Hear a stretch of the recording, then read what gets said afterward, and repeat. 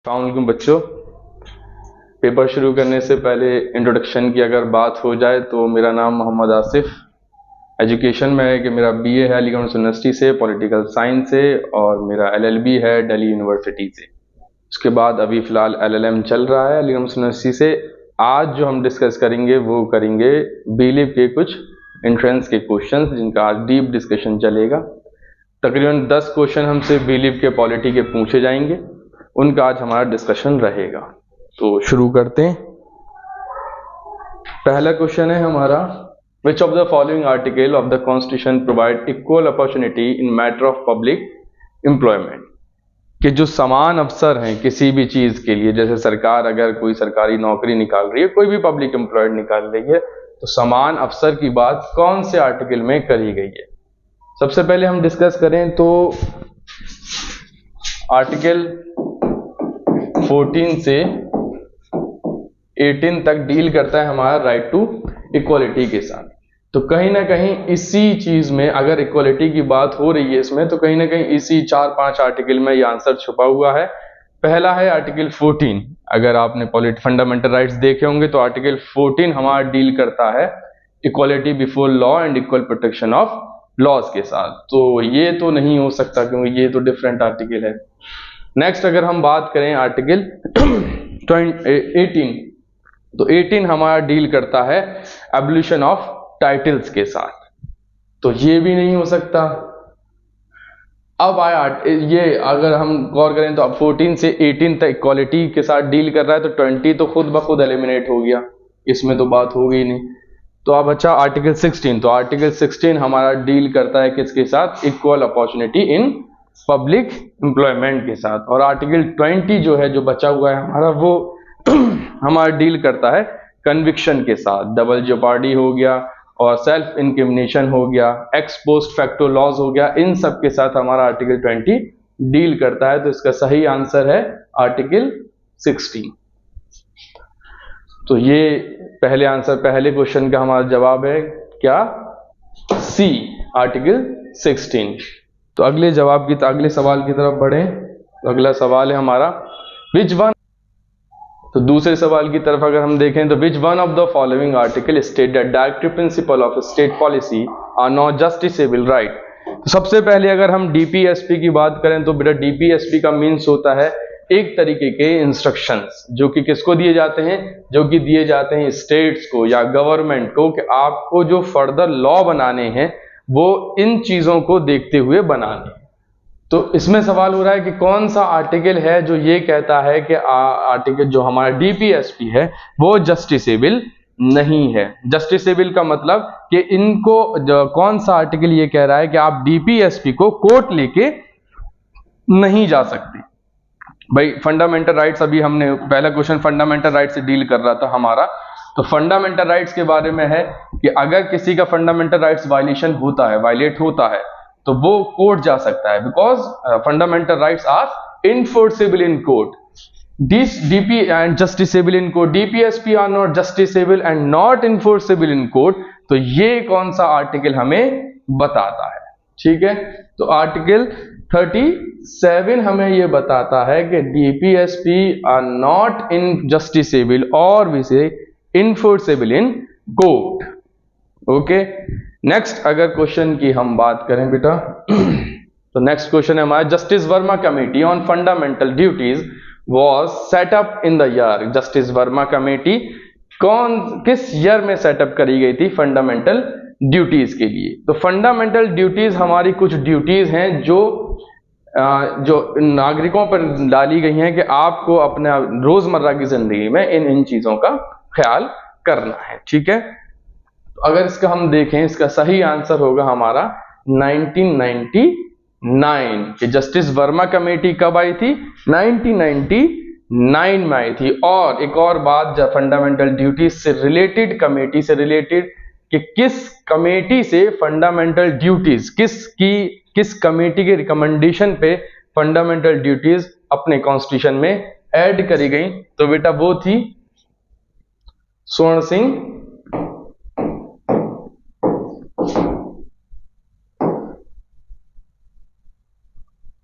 Committee. स्वर्ण Singh committee के recommendation पे हमारे कॉन्स्टिट्यूशन में फंडामेंटल ड्यूटीज ऐड करी गई थी, और किससे ऐड करी गई थी? 42nd अमेंडमेंट 1976 से। तो ये तकरीबन 3 क्वेश्चन आपके एक ही क्वेश्चन में छुपे हुए हैं। पहला कि जस्टिस वर्मा कमेटी कब स्टैब्लिश करी गई? तो 1999 में करी गई। दूसरा कि फंडामेंटल ड्यूटीज कौन सी कमेटी के रिकमेंडेशन पे संविधान के अंदर ऐड हुई? तो स्वर्ण सिंह कमेटी के रिकमेंडेशन पे ऐड हुई। कब ऐड हुई? 42nd अमेंडमेंट 1976 के थ्रू वो कॉन्स्टिट्यूशन में ऐड हुई। ठीक है। अब वर्मा कमेटी ने क्या क्या बातें कही थी? वर्मा कमेटी ने बात कही थी कि फंडामेंटल ड्यूटीज जो है वो आप स्कूल्स में पढ़ाएं, ताकि लोग जो है वो फंडामेंटल ड्यूटीज के बारे में अवेयर हो सकें। स्कूल्स में जो कॉलेज हैं, स्कूल हैं, उसमें अवेयरनेस फैल सके, स्टूडेंट्स में अवेयरनेस आ सके। तो इसीलिए स्कूल में प्रोग्राम आप शुरू करें फंडामेंटल ड्यूटीज को पढ़ाने का। दूसरी एक और बात इसमें वर्मा कमेटी में रखी गई, वो रखी गई कि दरअसल फंडामेंटल ड्यूटीज अगर कोई नहीं मानता है तो उसके लिए कोई लीगल प्रोविजन नहीं है कि उसे सजा मिले। अगर आप मानते हैं तो ठीक है, अगर नहीं मानते हैं तो कोई मसला नहीं है, लेकिन आप उसको बेइज्जत नहीं करेंगे, फंडामेंटल ड्यूटीज को कुछ खराब हामी नहीं पहुंचाएंगे, बेइज्जत उसकी नहीं करेंगे। अब इसी चीज से रिलेटेड वर्मा कमेटी ने कहा कि कोई ना कोई ऐसा लीगल प्रोविजन होना चाहिए फंडामेंटल ड्यूटीज पे जो इंप्लीमेंट हो, जो पनिशेबल रहे, कि अगर कोई ऐसी ड्यूटी है जो अगर नहीं मानता है, जिसको मानना चाहिए और वो नहीं मान रहा है, तो उसके लिए थोड़ा सा कुछ ना कुछ पनिशमेंट का रेगुलेशन होना चाहिए। तो ये 2-3 बातें जस्टिस वर्मा कमेटी में कही गई थी। जस्टिस वर्मा कमेटी कब आई? 1999 में आई। ठीक है। अगले क्वेश्चन की तरफ अगर हम चलें तो अगला क्वेश्चन है हमारा, the Punchhi commission report was related to, कि पंछी कमीशन की रिपोर्ट जो थी वो किससे रिलेटेड थी? तो पंछी कमीशन इसका हमारा आंसर है centre and state relation. Centre और स्टेट के रिलेशन से पंछी कमीशन की रिपोर्ट तैयार करी गई थी, उससे उसका संबंध था, उससे उसका रिलेशन था। किससे? पंछी कमीशन का किससे संबंध था? सेंटर एंड स्टेट रिलेशन से। ठीक है। तो अगर नेक्स्ट क्वेश्चन अगर हम देखें तो हमारा अगला क्वेश्चन है, the supreme court judgment in SR Bommai versus union of India 1994 was with regard to the interpretation of the article. Constitution का बहुत बड़ा लीडिंग केस है SR बोम्मई केस। बहुत सारी चीजें सुप्रीम कोर्ट ने इसमें ऐड करी, बहुत सारी चीजों की इसमें गाइडलाइन दी गई, बहुत सारी चीजों के डायरेक्शन दिए गए SR बोम्मई केस में। तो अब फिलहाल जो उसका जो जिस था, जो उसका मेन पॉइंट था कि वो किससे रिलेटेड था, तो हुआ क्या था बेटा 90s के टाइम में कि केंद्र सरकार ने बिना किसी चीज के, बिना किसी बात के गवर्नमेंट को खत्म, स्टेट गवर्नमेंट को खत्म कर दिया था, उसको गवर्नर रूल लगा दिया था। ठीक है। तो इसको चैलेंज करा गया, क्या सेंट्रल गवर्नमेंट के पास ये आर्बिट्रेरी पावर है कि वो बिना किसी बात के स्टेट गवर्नमेंट को खत्म कर सकती है? अब स्टेट गवर्नमेंट को हमारा गवर्नर रूल कौन से आर्टिकल में लगता है बेटा? 356 में। तो गवर्नर रूल हमारा किस में लगता है? 356 में लगता है। ठीक है। तो क्या सेंट्रल गवर्नमेंट के पास ये पावर है कि वो बिना किसी वजह के या कोई छोटी मोटी वजह के अपने पास से स्टेट गवर्नमेंट को खत्म कर सकती है? इस बात को चैलेंज करा गया सुप्रीम कोर्ट में। ठीक है। तो गवर्नर रूल से रिलेटेड ये केस हमारा था। 352 में हमारा बेटा नेशनल इमरजेंसी का प्रोविजन है, 356 में हमारा आपका स्टेट गवर्नर रूल का प्रोविजन है, 360 में हमारा फाइनेंशियल इमरजेंसी का प्रोविजन है। ठीक है। तो 356 इसका सही आंसर होगा, क्योंकि SR बोम्मई केस जो था वो रिलेटेड था हमारे गवर्नर रूल से या कहें प्रेसिडेंट रूल से। ठीक है। अगले क्वेश्चन की तरफ अगर हम बढ़ें तो which one of the following state become the first in the country to implement uniform civil code? अभी हाल फिलहाल का सबसे ज्यादा कंट्रोवर्शियल रहने वाला टॉपिक रहा uniform civil code. Central government की डिमांड रही, उनका मानना रहा कि देश में यूनिफॉर्म सिविल कोड आना चाहिए। यूनिफॉर्म सिविल कोड कहां दे रखा है? यूनिफॉर्म सिविल कोड हमारे DPSP में आर्टिकल 44 में, कहा? DPSP के आर्टिकल 1944 में दे रखा। यूनिफॉर्म सिविल कोड होता क्या है? यूनिफॉर्म सिविल कोड होता है बेटा कि बहुत सारे रिलीजन हैं, उनके अपने अपने अलग अलग कानून हैं, तो उनको रखकर एक सबके लिए एक समान कानून बनाना चाहिए। हिंदू के लिए भी एक समान कानून, मुसलमान के लिए भी एक समान कानून, सिख के लिए भी एक समान कानून, यानी कि जो भी डाइवर्सिटी हिंदुस्तान में है अलग अलग कानूनों की, उन सब को अलग करके सबके लिए एक समान कानून बनाना चाहिए। ठीक है, तो ये यूनिफॉर्म सिविल कोड कहता है। अभी हाल में बहुत ज्यादा कंट्रोवर्सी रही, सुप्रीम कोर्ट में भी कंट्रोवर्सी रही, पार्लियामेंट के अंदर भी कंट्रोवर्सी रही यूनिफॉर्म सिविल कोड की। इसी दौरान जो पहला स्टेट बना जिसने यूनिफॉर्म सिविल कोड लागू करा वो बना हमारा उत्तराखंड। उत्तराखंड पहला स्टेट रहा जिसने यूनिफॉर्म सिविल कोड लागू करा। इसी साल 2024 में इसको लागू करा गया है। ठीक है, यूनिफॉर्म सिविल कोड को उत्तराखंड में कब लागू करा गया है? 2024 में ही इसको इंप्लीमेंट करा गया। तो पहला स्टेट जिसने यूनिफॉर्म सिविल कोड यानी यूसीसी को लागू करा, इंप्लीमेंट करा है अपने यहां, वो है हमारा उत्तराखंड। तो ये अगर हम नेक्स्ट क्वेश्चन देखें अब, तो बेटा which was the first state to bringing an anti love jihad law?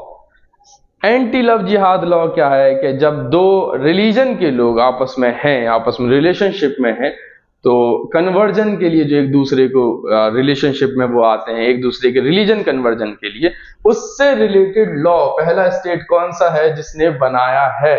तो हरियाणा ए ऑप्शन है आपका, हरियाणा। बी ऑप्शन है मध्य प्रदेश, सी ऑप्शन है उत्तर प्रदेश, डी ऑप्शन है असम। तो अगर हम देखें तो इसका सही आंसर होगा उत्तर प्रदेश। उत्तर प्रदेश पहला राज्य है जिसने पहली बार एंटी लव जिहाद लॉ को अपने यहां बनाया है। ठीक है, नेक्स्ट अगर हम बात करें, the executive power of the union is vested in the, executive power जो है यूनियन की यानी सेंट्रल की, वो कहां है? प्रेसिडेंट, ए ऑप्शन है हमारा प्रेसिडेंट, बी ऑप्शन है हमारा प्राइम मिनिस्टर, सी ऑप्शन है हमारा यूनियन कैबिनेट, या डी ऑप्शन है हमारा यूनियन काउंसिल ऑफ मिनिस्टर। बेटा देखें आर्टिकल 52 के अंदर, 52 के अंदर एक बात कही गई है, there shall be a president of India, कि भारत का एक राष्ट्रपति होगा। वहीं उससे नीचे आर्टिकल 53 में एक और बात कही है कि सारे जितने भी एग्जीक्यूटिव पावर हैं, all the executive power are vested in the president, कि जितने भी एग्जीक्यूटिव पावर हैं वो सब प्रेसिडेंट के पास होंगी और उनको प्रेसिडेंट अपने लिए उनको प्रेसिडेंट यूज कर सकता है। ठीक है, या तो खुद वो यूज कर सकता है या फिर वो किसी अपने सबऑर्डिनेट ऑफिसर से यूज करा सकता है। खुद कर सकता है या फिर वो डायरेक्शन देके अपने किसी सबऑर्डिनेट जो उससे नीचे हैं उनसे वो यूज करा सकता है। तो क्वेश्चन क्या है? The executive power of the union is vested in the, तो अगर हम देखें तो आर्टिकल 53 जो है वो सीधा सीधा हमसे पूछा गया है कि एग्जीक्यूटिव पावर कहां है यूनियन की। तो जितने भी काम पार्लियामेंट के हों, सेंट्रल गवर्नमेंट के हों, यूनियन के हों, वो जितने भी काम होंगे वो सीधे सीधे किसके नाम से किए जाएंगे? प्रेसिडेंट के नाम से किए जाएंगे। ठीक है, उनको जो साइन करेगा, उनको जो देखेगा, वो जिसके नाम से करे जाएंगे वो भारत के राष्ट्रपति के नाम से किए जाएंगे। आर्टिकल 53 हमारा ये बात करता है। तो सारी एग्जीक्यूटिव पावर जो यूनियन की हैं वो किसके हाथ में है? प्रेसिडेंट ऑफ इंडिया के हाथ में है। ठीक है, नेक्स्ट अगर हम थोड़ा देखें नेक्स्ट क्वेश्चन अपना चलें, तो the electronic voting machine were first used in 1999 in the general election to the legislative assembly of Rajasthan, Kerala, Assam, Goa. कि जनरल इलेक्शन में पहली बार 1999 में इलेक्ट्रॉनिक वोटिंग मशीन किस स्टेट में यूज करेगी? तो बेटा पहली बार की अगर हम बात करें, यहां हमारा स्पेसिफिक ईयर दे रखा है। देखें इसमें थोड़ा सा कंफ्यूजन हो सकता है आपको ईयर की वजह से। इसमें 1999 दे रखा है कि 1999 का जो जनरल इलेक्शन था उसमें पहली बार ईवीएम का कहां यूज हुआ। ठीक है, लेकिन ऐसा नहीं है कि 1999 में ही पहली बार ईवीएम का यूज हुआ, नहीं, 1982 में भी ईवीएम का यूज हो चुका था। कहां पर? केरला में। तो केरला वो पहला राज्य था 1982 में जहां ईवीएम का पहली बार यूज करा गया। लेकिन यहां हमें स्पेसिफिक ईयर गिवन है तो 1999 में कहां पर पहली बार इलेक्ट्रॉनिक वोटिंग मशीन का यूज हुआ? तो पहला ऑप्शन है आपका राजस्थान, दूसरा ऑप्शन है आपका केरला, तीसरा ऑप्शन है आपका असम, चौथा ऑप्शन है आपका गोवा। तो इसका सही आंसर जो होगा राजस्थानी। अब सवाल ये कि इसमें से अगर ईयर हटा दें और उसके बाद ऑप्शन में आए तो क्या होगा? ये इसमें से ये वाला पोर्शन हम हटा देते हैं, ठीक है, ये वाला।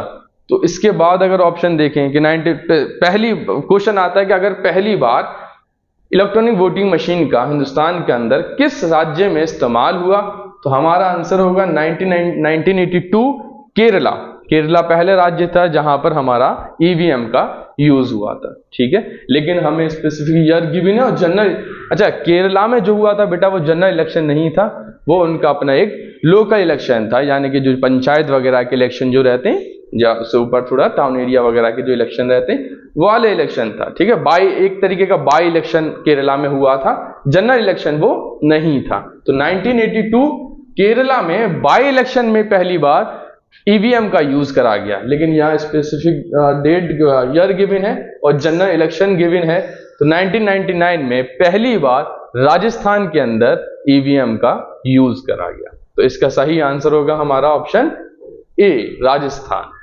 अगले क्वेश्चन की तरफ बढ़ते हैं। The anti defection law was passed by the Indian parliament in the year. सबसे पहले के एंटी डिफेक्शन लॉ हमारा है क्या चीज? तो एंटी डिफेक्शन लॉ था बेटा, वो आया था कि जो लोग होते थे, जो हमारे नेता होते, राजनेता, कि वो जीत के तो जाते थे एक पार्टी के नाम पर, ठीक है, कोई भी पार्टी हो XYZ, उसके नाम पे आपने जीत हासिल करी, ठीक है, लेकिन जीतने के बाद आपने दूसरी पार्टी ज्वाइन कर ली। तो यहां पर लोगों के साथ तो धोखा देना हो गया एक तरीके से।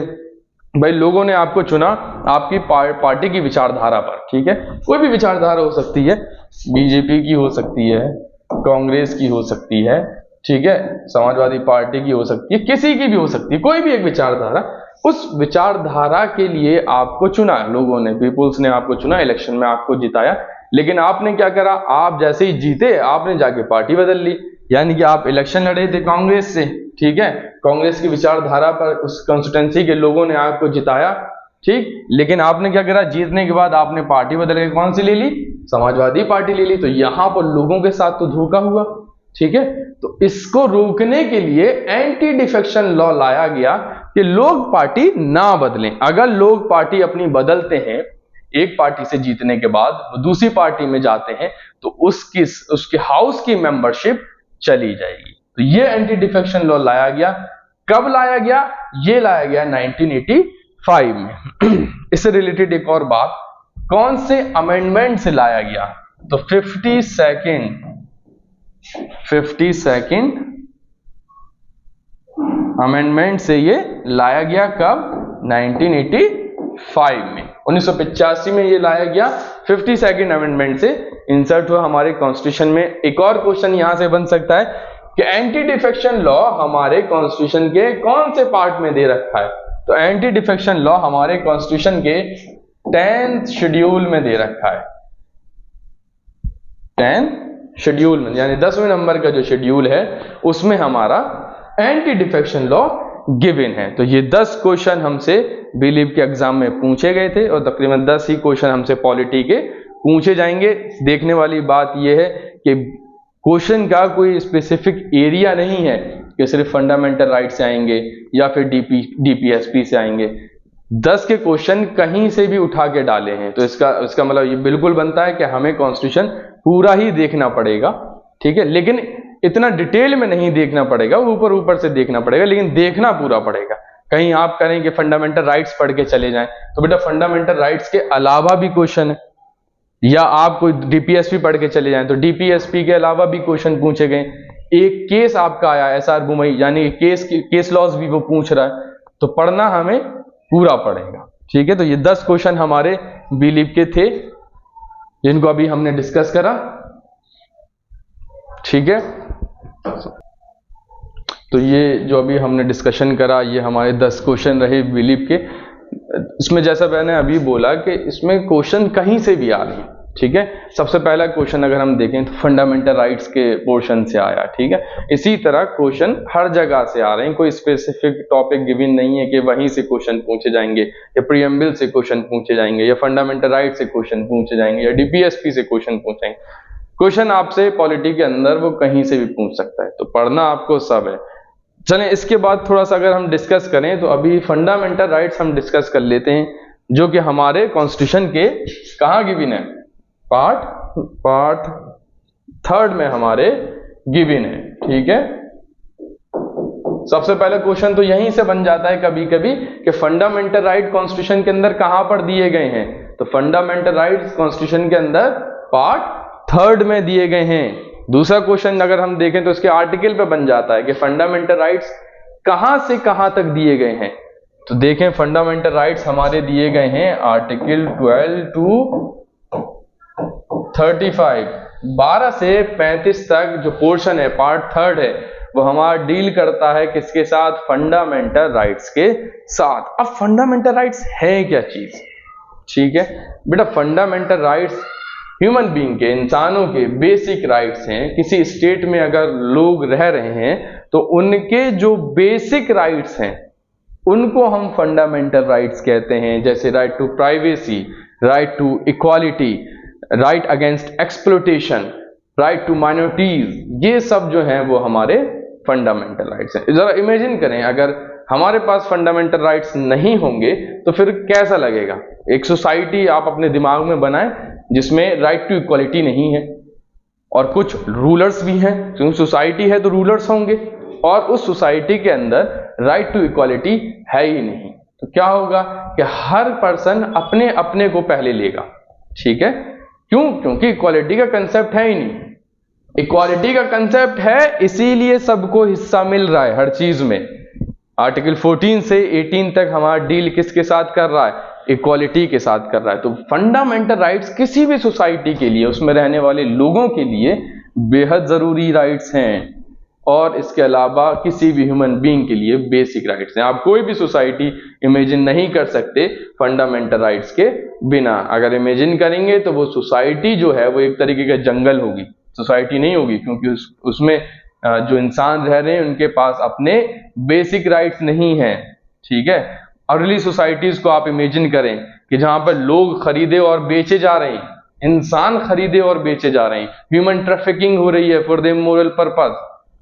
तो आज ये सब चीजें नहीं हो रही हैं, क्यों? क्योंकि हमारा कानून बना हुआ है, हमें राइट्स मिला हुआ है कि एक्सप्लॉयटेशन के अगेंस्ट हम आवाज उठा सकते हैं, हम कोर्ट जा सकते हैं, ठीक है।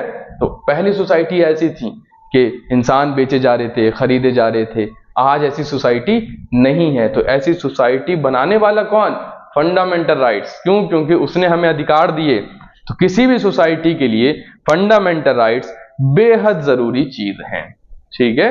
तो हमारे कॉन्स्टिट्यूशन के अंदर पार्ट 3 में आर्टिकल 12 से लेके 35 तक फंडामेंटल राइट्स के साथ डील करा गया है, ठीक है। हमारा जो फंडामेंटल राइट्स का आइडिया है या कंसेप्ट है वो कहां से लिया गया है बेटा? वो लिया गया है, बोरो करा गया है यूएसए से, ठीक है। ये भी एक इंपॉर्टेंट क्वेश्चन है। ये होता है बेटा कॉन्स्टिट्यूशन के सोर्सेस, के कॉन्स्टिट्यूशन में कौन चीज कहां से ली गई है। तो फंडामेंटल राइट्स जो लिए गए हैं वो यूनाइटेड स्टेट ऑफ अमेरिका से लिए गए हैं। हिंदुस्तान ने जो फंडामेंटल राइट्स का कंसेप्ट उठाया है, आइडिया उठाया है, वो यूएसए के किस पार्ट से? बिल ऑफ राइट्स से लिया गया है, ठीक है। 3 क्वेश्चन हमारे 3 तरह तैयार है। पहला क्वेश्चन कि कौन से पार्ट में गिवन है फंडामेंटल राइट, तो बेटा वो गिवन है किसमें? पार्ट 3 में। दूसरा क्वेश्चन अगर हम देखें कि कहां से कहां तक हमारे फंडामेंटल राइट्स हैं, तो आर्टिकल 12 से 35 तक हमारे फंडामेंटल राइट्स हैं। कहां से लिए गए हैं? तो यूएसए के बिल ऑफ राइट से लिए गए हैं, ठीक है। लेकिन एक और आपके लिए आसानी वाली बात बता दें कि जनरली जो सवाल आपके बिलीव के एग्जाम में पूछे जाते हैं वो पूछे जाएंगे 14 से 32। इतना पोर्शन आपके लिए इंपॉर्टेंट रहेगा, ठीक है।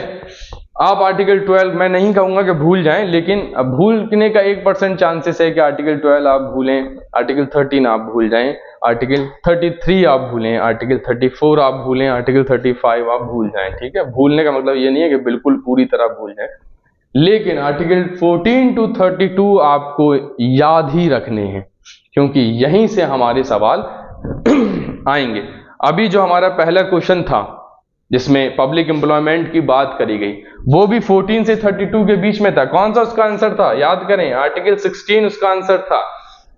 तो जो सबसे ज्यादा क्वेश्चन अगर पूछे जाएंगे तो वो हमारे 14 से 32 के बीच में पूछे जाएंगे, और ये भी तय है कि फंडामेंटल राइट से सवाल आपसे पूछे ही जाएंगे। आप कोई सा भी एग्जाम दें एक्सेप्ट बीलीव के अलावा, बीलीव हो, बीएलएलबी हो, बीए हो, कोई सा भी एग्जाम दें, यहां तक कि आप अपने जॉब्स का भी एग्जाम दें, कोई भी कॉम्पिटिटिव एग्जाम दें, उसमें हमेशा सवाल फंडामेंटल राइट्स के पोर्शन से रहता है।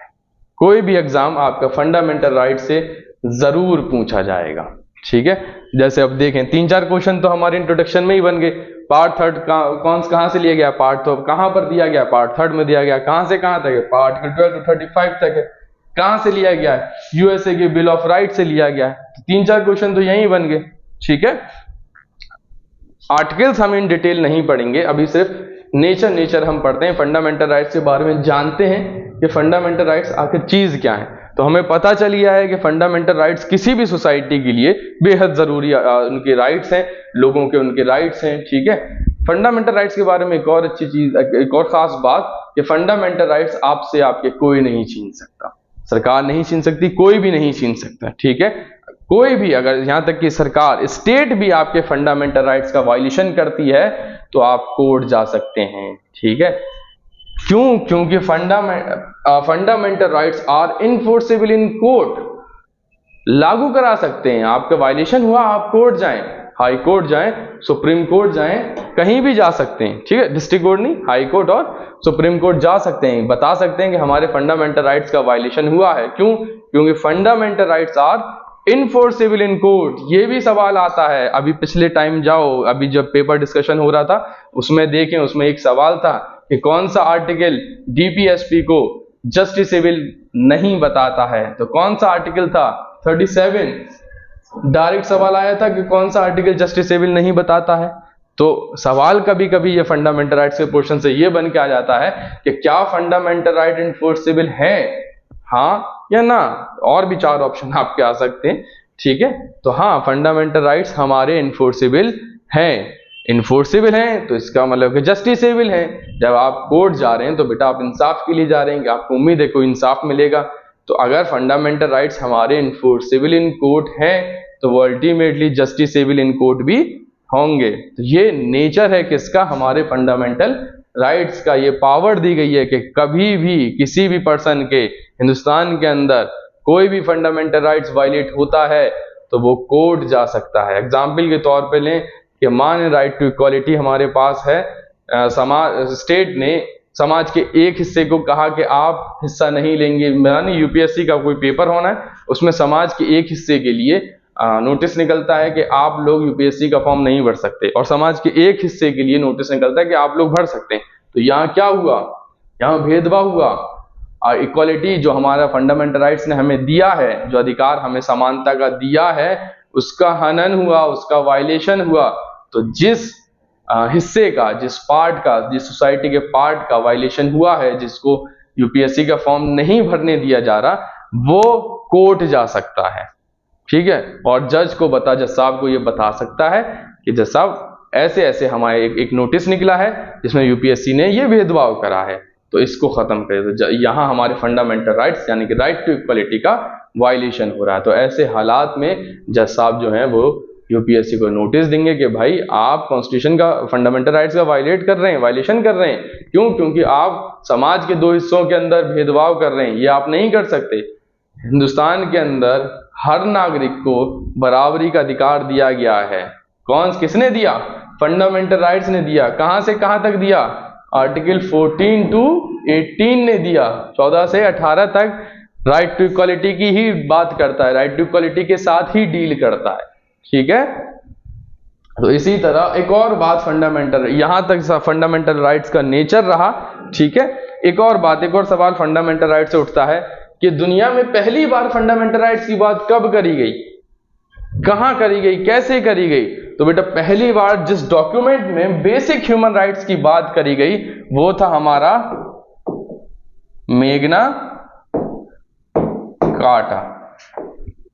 मेग्ना कार्टा वो पहला डॉक्यूमेंट था जो रिलेटेड था फंडामेंटल राइट से, ठीक है। मेग्ना कार्टा में पहली बार बात करी गई किसकी? इंसानों, human rights, basic human rights की, ठीक है। उसको नाम फंडामेंटल राइट्स नहीं दिया, उसमें पहली बार ह्यूमन राइट्स की बात करी गई, क्योंकि पुरानी सोसाइटीज बहुत अजीब रही हैं, ठीक है। अजीब अजीब हालात, अजीब अजीब चीजें होती थी भाई। पुरानी सोसाइटीज को हम देखें तो अगर इंसान गलती करता है तो इंसान को सजा मिलती है, जानवर गलती करता है तो जानवर को भी सजा देते थे, ऐसी सोसाइटीज रही। तो उनके लिए जो बदलाव आए, उनको जो लड़कियों को पढ़ने का मौका नहीं मिला, ठीक है। अगर लड़कियां पढ़ती तो उनके बारे में कहा जाता, इंग्लैंड की अगर हम बात करें तो अगर कोई लड़की पढ़ी लिखी या कोई भी प्रोग्रेसिव बात कर देती थी तो उसके बारे में कहा जाता था कि इसके अंदर कोई बुरी आत्मा का साया आ गया है, ठीक है, ये चुड़ैल है। तो वहां पर एक बड़ी प्रथा थी, वो विच हंटिंग नाम से एक प्रथा थी, जिसमें वो जो लड़कियां प्रोग्रेसिव बात करती थी उन्हें जला देते थे, ठीक। तो ऐसी सोसाइटी चल रही थी। उसी दौरान मेग्ना कार्टा लाया गया जिसमें कहा गया कि भाई ये जो चीजें हो रही हैं ये गलत हो रही हैं, ऐसी नहीं होनी चाहिए। तो उसमें बेसिक ह्यूमन राइट्स की बात करेगी। तो पहला डॉक्यूमेंट जो फंडामेंटल राइट्स से रिलेटेड था वो था हमारा बेटा मेग्ना कार्टा। कितने सवाल हमें इंट्रोडक्शन में ही मिल गए? पार्ट 3 का सवाल इंट्रोडक्शन में मिल गया, आर्टिकल का सवाल इंट्रोडक्शन में मिल गया, यूएसए का सवाल इंट्रोडक्शन में मिल गया, मेग्ना कार्टा का सवाल इंट्रोडक्शन में मिल गया, क्या इन्फोर्सेबल है या नहीं है ये इंट्रोडक्शन में मिल गया, ठीक है। एक और सवाल कि क्या एब्सोल्यूट है फंडामेंटल राइट्स? तो नहीं, एब्सोल्यूट नहीं है, ठीक है। आपको फंडामेंटल राइट्स मिले हुए हैं, आपको आपके अधिकार मिले हुए हैं, आपको कॉन्स्टिट्यूशन ने दे रखा है फंडामेंटल राइट, लेकिन एब्सोल्यूट फंडामेंटल राइट्स आपको नहीं मिले। एब्सोल्यूट का मतलब कि एक्सक्लूसिव, पूर्ण रूप से आपको मिले हों। तो पूर्ण रूप से आपको फंडामेंटल राइट्स नहीं मिले हुए हैं। जैसे राइट टू लाइफ की अगर हम बात करें, ठीक है, राइट टू लाइफ को अगर शॉर्ट में हल्के में समझें तो राइट टू लाइफ का मतलब यह है कि हर नागरिक के पास ये अधिकार है कि वो अपना जीवन जैसे चाहे वैसे गुजार सकता है। सिंपल बात करी गई, ठीक है। आप कुछ भी पहन सकते हैं, आप कुछ भी खा सकते हैं, ये बात करी गई है। आप कहीं भी घूमने जा सकते हैं, ठीक है। तो ये बात कही गई है कि हाँ, आर्टिकल 21 राइट टू लाइफ में। अगर ये राइट एब्सोल्यूट होता तो क्या होता? एब्सोल्यूट होता तो बेटा हम जीने के नाम पे कि जैसे हमारा दिल चाह रहा है वैसे हम जी सकते हैं, कुछ भी करते, चोरियां करते कि भाई हमारा चोरी करने का दिल चाह रहा है, मर्डर कर देते कि हमारा मर्डर करने का दिल चाह रहा है, ठीक है। तो ये करते अगर एब्सोल्यूट होता तो, लेकिन एब्सोल्यूट नहीं हो। उसमें कहा गया कि आपके पास राइट तो है, फंडामेंटल राइट तो है, जीने का राइट तो है, लेकिन आपके राइट से किसी सेकंड पर्सन को नुकसान ना हो, ठीक है। आपको आजादी तो दी गई है, आर्टिकल 19 आपको बोलने की आजादी देता है, आपको क्रिटिसाइज करने की आजादी देता है, आपको अपने एक्सप्रेशन, आपके थॉट्स, आपके विचार आप रखने की आजादी देता है, बोलने की आजादी देता है। लेकिन इसका मतलब ये बिल्कुल नहीं है कि आप बोलने के नाम पर किसी को गाली गलौज करेंगे, किसी को गाली देंगे, ये नहीं होगा, ठीक है। तो आपको एब्सोल्यूट ना मिलके लिमिटेड मिले हुए हैं, ठीक है। हर राइट पे, हर फ्रीडम पे आप पे रोक लगाई गई है, आप पे रिस्ट्रिक्शंस लगाए गए हैं, ठीक है, कि आप अपने राइट का इस वे में यूज करें, इस तरह यूज करें कि आपके राइट को यूज करने से कोई सेकंड पर्सन को नुकसान ना पहुंचे, ठीक है। तो क्या हुआ कि फंडामेंटल राइट्स क्या एब्सोल्यूट हैं? नहीं, बिल्कुल नहीं, फंडामेंटल राइट्स एब्सोल्यूट नहीं है। अगर हम पहले की बात करें बेटा, 1947 में हमारा देश आजाद होता है, 1950 तक हमें कॉन्स्टिट्यूशन मिल जाता है, लागू हो जाता है, ठीक है। तो 1950 के बाद हमारे पास फंडामेंटल राइट्स कितने थे? यह भी एक अहम सवाल है, बहुत बार पूछा गया है कि कितने राइट्स थे, शुरुआत में कितने राइट्स थे हमारे कॉन्स्टिट्यूशन में? तो शुरुआत में बेटा 7 राइट्स थे हमारे कॉन्स्टिट्यूशन में। कब? आफ्टर 1950, 1950 के बाद कितने राइट्स थे? 7 राइट्स थे। लेकिन वक्त के साथ साथ एक राइट को खत्म करना पड़ा। कौन सा? Right to property. Right to property को डिलीट करना पड़ा, और आज के टाइम में एट प्रेजेंट हमारे पास कितने राइट्स हैं? इस टाइम हमारे पास बेटा राइट्स हैं 6।